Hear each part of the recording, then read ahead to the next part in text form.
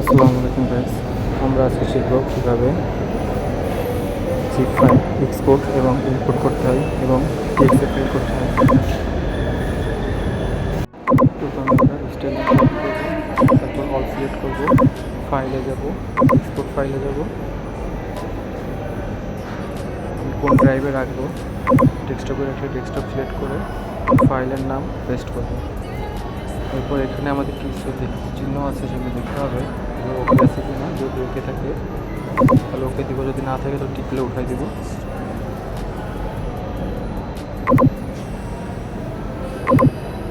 ওকে, আবার ওকে, আবার ওকে। আবার চেক করে দেখি আমাদের ডেস্কটপে আসছে কি না। ডেস্কটপে চলে আসছে, এটা আমাদের জিপ ফাইল। এরপর আমরা আনজিপ করে দেখব আনজিপ কীভাবে করতে হবে।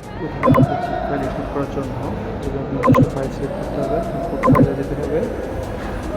এরপর আমাদের নির্ধারিত জিপ ফাইলটি সিলেক্ট করতে হবে, ওপেন,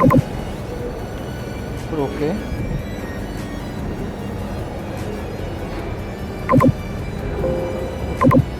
আমাদের ফাইলটি ইম্পোর্ট হয়ে গেছে।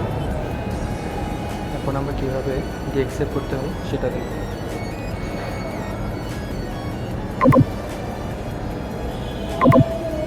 ডিএক্সএফ করার জন্য আমাদের ফুল প্যাটার্ন সেটটি সিলেক্ট করতে হবে, করে মডেল করতে হবে।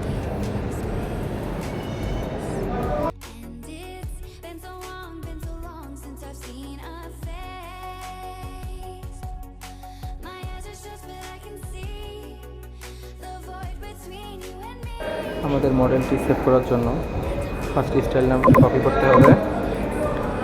স্টাইল নামটি কপি করে সেভ অ্যাজে যেতে হবে। সেভ অ্যাজে গিয়ে এখানে স্টাইল নামটি পেস্ট করতে হবে, সেভ, ওকে। আমাদের মডেলটি হয়ে গেছে। মডেলটি থেকে আমরা প্যাটার্ন ওপেন করবো ডাইরেক্ট।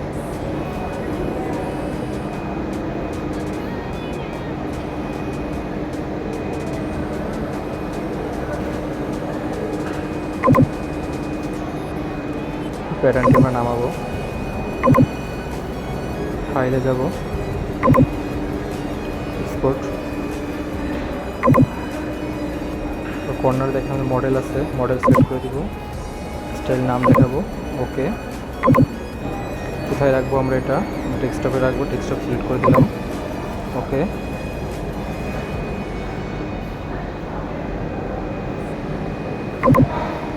ওকে, এবার আমরা ডেস্কটপে যাই, দেখি আমাদের মডেল ডিএক্সএফ তৈরি হয়ে গেছে।